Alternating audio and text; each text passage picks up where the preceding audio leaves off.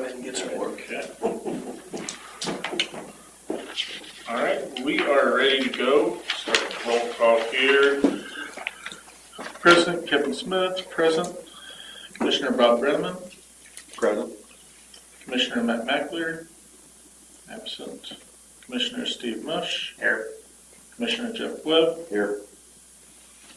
Okay. If everybody takes a minute and goes through our minutes from our last meeting here.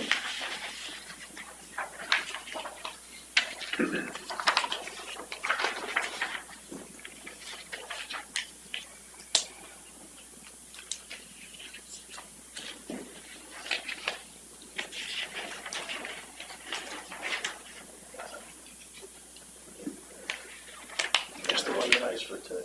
No, you did get one. Well, no, just the one that that you take. Motion to approve. I'll talk about that one. Do we have a second? Second. All in favor? Aye.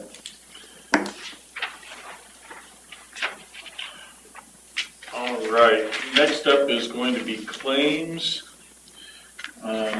Not included in your packet is going to be services from Mr. Salmons. It's on a separate sheet of paper there. Other than that, do we have any questions? Jacob, the Main Street is, I believe that was the contribution for the arts project. the art project? Yes. Okay, and then the US Bank, that is the fire department. Yes, that's the fire station fund. Okay. Everything else looks like advertising, and then the Butler. And what is that last one on? You said The that, BFNS one. BFNS is the preliminary engineering design for the walk pathway. okay.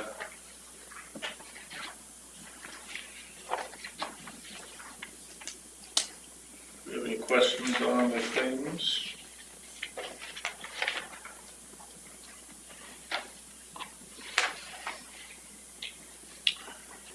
If not, can we get a motion? So moved. A second? Second.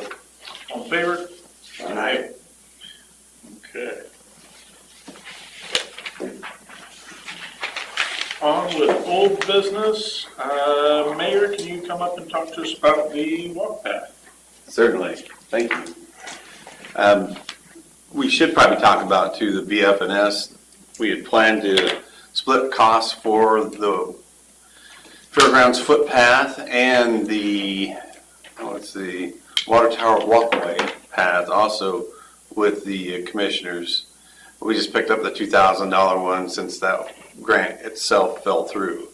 That was the one we planned to get with NDOT and then continue the path from the county highway all the way out to 850 West.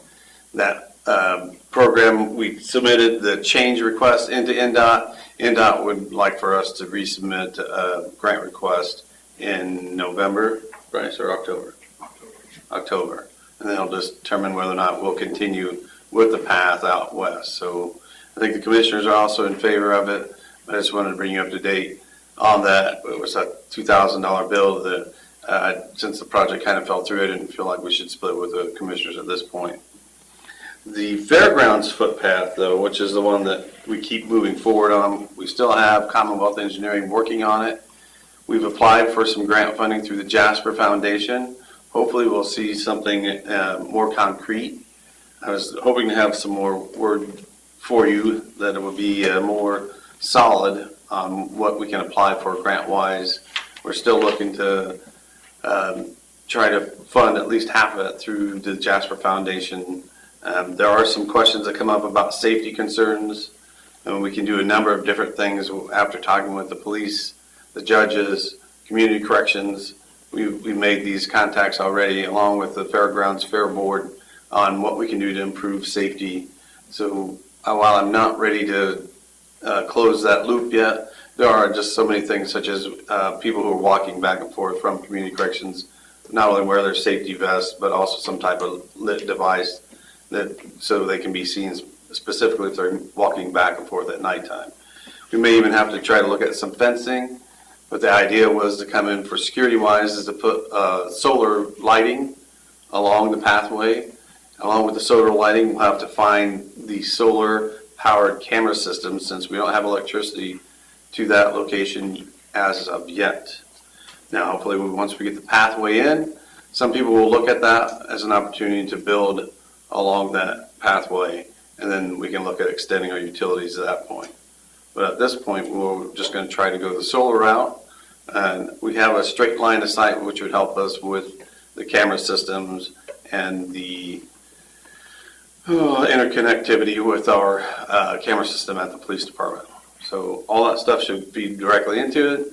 We're even talking to the police department about buying 8 golf carts. So I think the chief was talking about maybe he'd have a nice straight route home, and it'd help us as long as we can get going back and forth on that pathway to where we can patrol it continuously. We'll search for other options. So kind of waiting back to hear back from the sheriff and the chief on other ideas that they may have. But we'll be happy to answer any questions about the fairgrounds footpath that you may have at this time. I guess safety was one of my big questions of whether we were going to put, I know like you go into college campuses where they have the emergency buttons in case something happens, if something like that would be an option to run down there.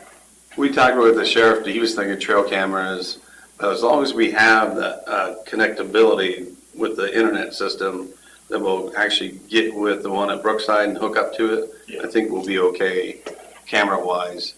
So the cameras feed directly into the police department. I don't know if you've been in there lately, Steve, but it's a big, long camera system. So a lot of times things happen and we just go right to dispatch and they start reviewing cameras. So we think it'll be a nice, safe thing to do. I don't know who else we can get on board other than the judges, maybe the prosecutor. I haven't talked to Jacob about it yet, but judges, community corrections, and the community corrections board are all on board with it. So trying to partner with as many people as we can. Absolutely. I do know the fair board did not want the golf carts or necessarily the bicycles during the fair week. They thought that might be an issue. But other than that, it's going to be nice to connect fairgrounds with downtown. Yeah, absolutely. Good. How long of a path is it off through there, across that field to get back to the fairgrounds? So the idea is to cross directly from the Eldridge property along that fence line that's there, and you're into the field that the commissioners own, come up north along Airport Road, and then probably take, and I haven't seen the engineering design yet, but probably take a direct route that goes into the first road as you come into the fairgrounds and connect to that. I talked with the fair board, they kind of wanted to have it closer up to the fence, and then that way it would open up another acre or so to be right up there. But the closer to State Road 114 we got is where NDOT was having some issues about traffic safety. The other thought I had is if we, and I'll wait for the engineer to come back and say something, but if we move that up there towards their fencing, that could take out some of their parking. And if, you go straight along that road, maybe the commissioners will be willing to work with the fair board about providing that extra acre of parking that they always seem to need out at the fair. So hopefully we'll find a win-win here somewhere. Do you have any other questions? Thank you, guys. All right, thank you. All right, Jacob. Okay, so this first order of business is a little bit opaque to me. So Baker Tilly informed us that we have to present this notification to Gateway before, I believe it was like June 14th or something like that. Essentially formally informing them that, well, exactly what it says here in the statements that I've attached. They're at the end of the meeting packet. That basically that there's no excess assessed value that can be allocated to the overlapping taxing units in the manner prescribed in subdivision 1 of the TIF Act, basically. Basically, what Baker Tilly said is that we need to submit this to Beacon, or else, I believe the TIP fund can be subject to something like a 5%, up to 5% will revert to general fund. So essentially, this is something that Kevin has to sign, basically giving that notification so it can be uploaded to Beacon, or to Gateway, excuse me. As far as I know, Baker Tilly made it, essentially said that this is the route that we're going, that this is what applies to us here. So. It's just the way that our state legislature wants to keep track of our TIP funding. I know Jeff's probably familiar with that. We've had long issues with our state legislature wanting to know what we use the TIP funding for. So it's just another way for them to be able to look up something online in the Gateway program that shows it. I believe this is something that went along with the report that I presented to you guys at the last meeting that they prepared for us. So, if there's any questions, I would like an approval for Kevin to sign these. So who's, obviously, probably nobody up here has got the expertise to know if we actually do have overlap. Who's reviewed this? I believe Baker Tilly has. We have the accountants review it, make sure there's nothing overlapping. We also identified a number of parcels that were non-taxable units or property that isn't any interest to the TIF fund itself, that we may remove that also. So that would also bring back around $56,000 into the TIF fund itself. But that isn't what this specific is. So we need a motion to, allow you to sign this so it can be uploaded to Gateway. I'll make that motion. I'll second. As long as he's the one signing. yeah, I'll put my name on it.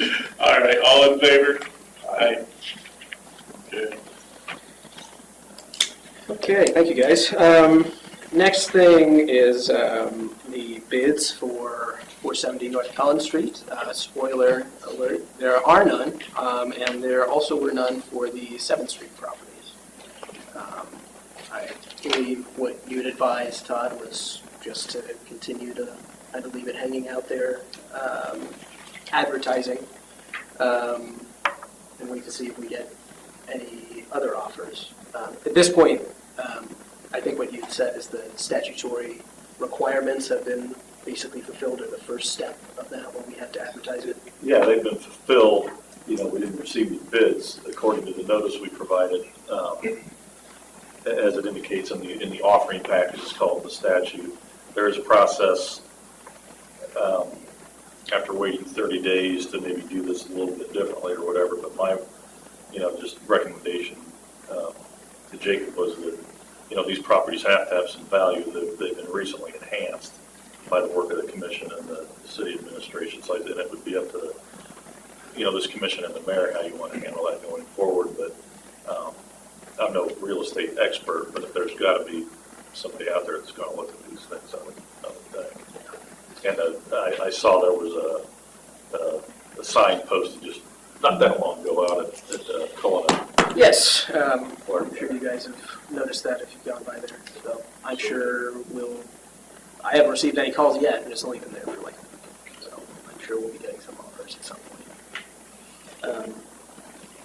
The only interest that was expressed in the 7th Street parcels was a neighbor who was interested possibly in purchasing part of it to basically extend their backyard. I advised them that. That would be me, Jacob. I'm Brenda. Oh, Ms. Boudreau, yes. I advised her that at that time, which was last Thursday or Friday, whatever it was that you called her, that I didn't think that we could accept an offer like that, because it didn't conform to the requirements for the bid,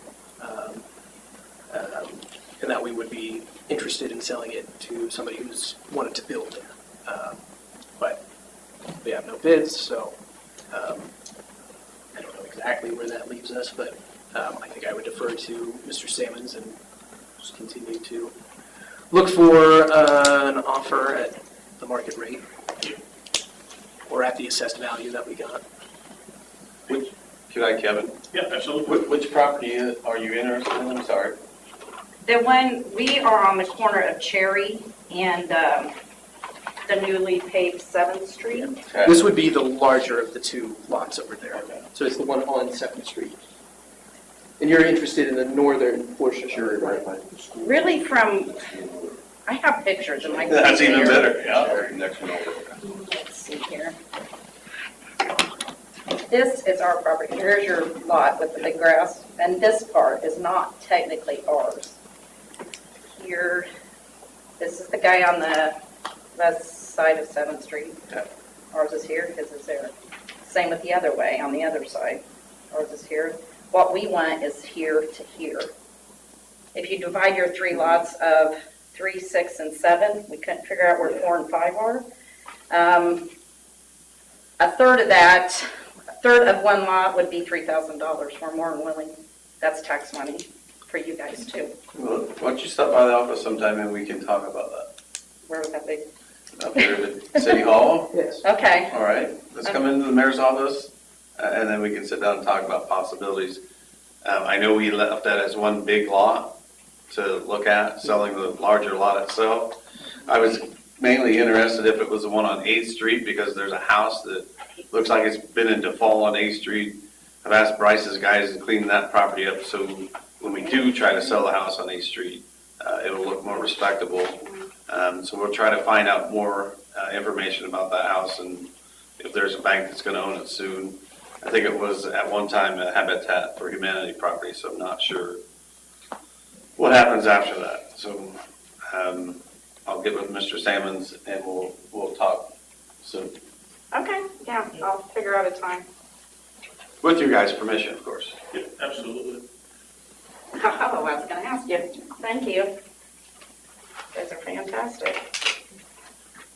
Thank you for coming in, Mr. Woodrow. So that's basically the long and short of it. There's still no offers apart from this one. So. That's easy. Yeah, so no, That's easy. nothing to really approve, just we're still waiting.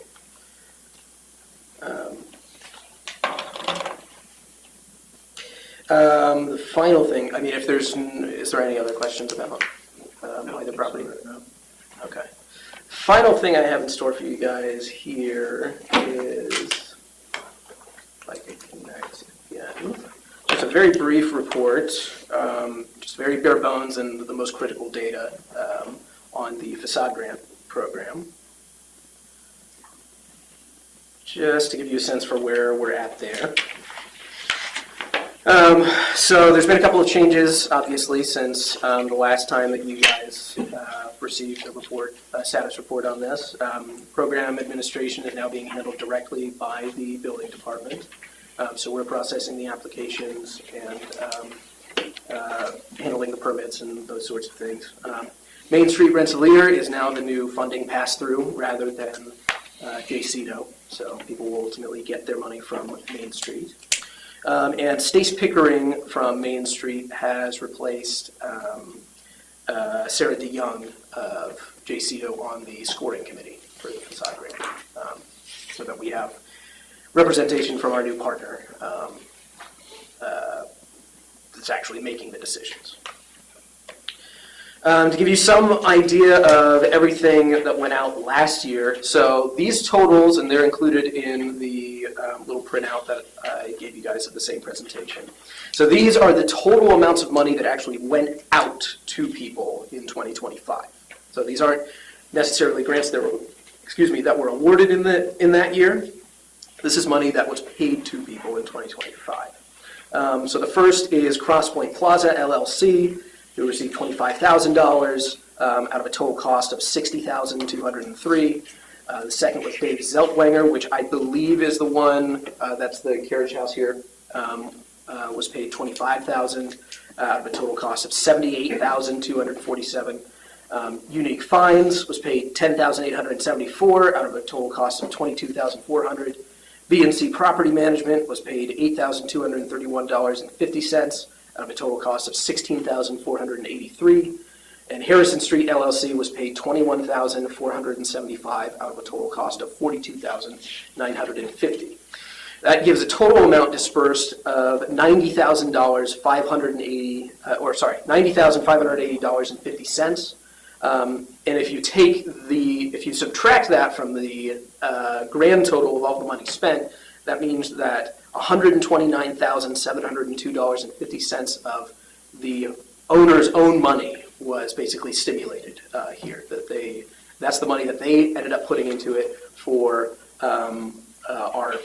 your cost of $90,580.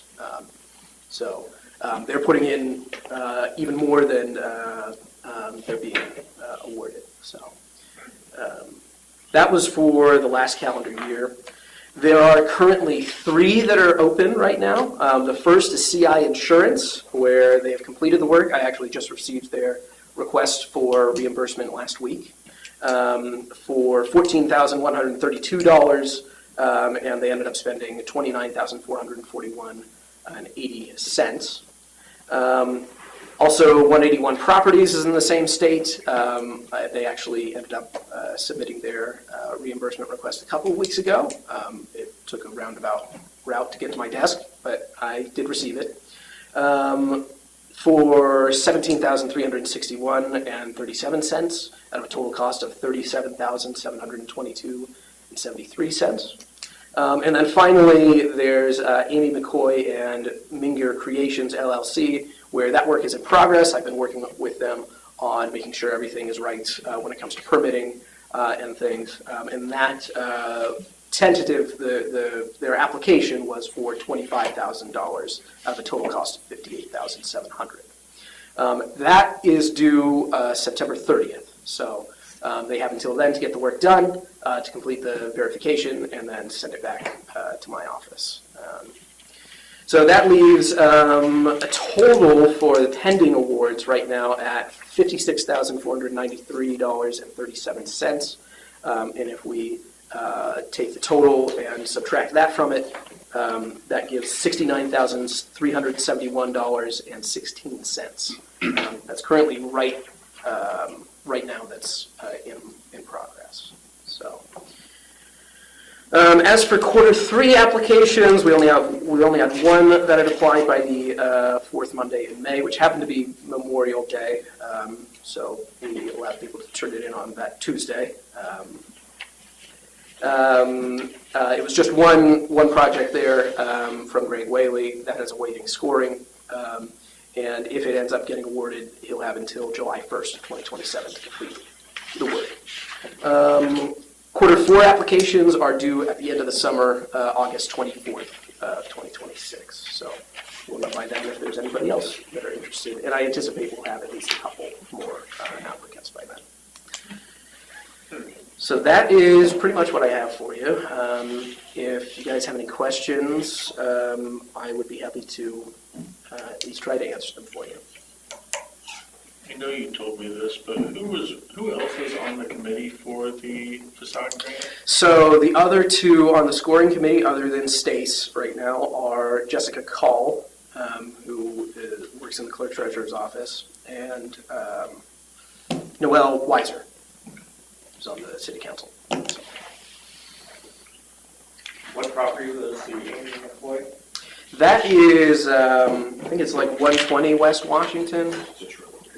Yeah, it's Next to Maria's. yeah, it's right next to Maria's Tacos. Yeah. There's some nice new doors on there. Looks like windows. They've done some nice stuff there. Yeah. I've been doing a lot of work on that. Oh yeah. Yeah, it's a big project for them. So they've already begun on the front side of the building. They did some. They also did some work on the back side. Now there's that old broken down And the structure. one properties, is it the building he's working on over here, or the building over by? No, it's the one. No, it's the one over. Goodness, it's right next to J. Cito. It's the really tiny little. Yep. Yeah. And that was for the front facade there, and then they finished pouring concrete patio on the back end there. I believe it's going to be an Airbnb or something like that. So.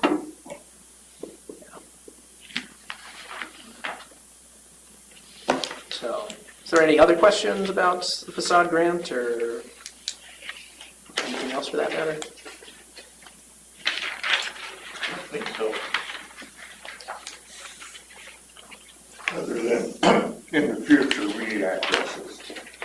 Oh, you'd like addresses with, yeah, just so you guys, yeah, I'm realizing that now, but yes, next time I give you guys a report, I'll be sure to include the locations of these permits. Okay. For the record, the application that Greg Whaley had submitted is for his rental property. I can't remember the address, but it's on, it's closer, it's over towards McKinley on Washington Street. It's on the north side of the road. The address doesn't come to me. I'm not sure. In any case, that's the location for the application that he submitted. Okay. Any other questions? Do we have any other questions? I don't think so. Cool. Thank you guys very much. Thank you. Any other comments, questions? Can I make a comment?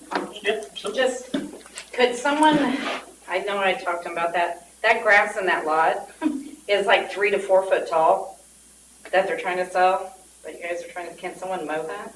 We They used to certainly- always kept it mowed before. We certainly will. Thank you. You just see animals crawling out every once in a while, and I'm thinking, what's living in there? Thank you, I would appreciate that. Absolutely. all right. Nothing else. Our next meeting will be Monday, July 6th.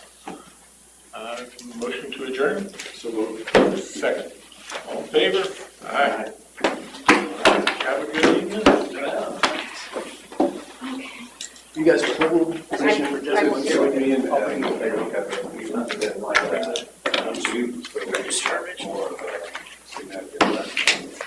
Yeah, I don't know how it's 3 months. I really don't. Just give me 1 second.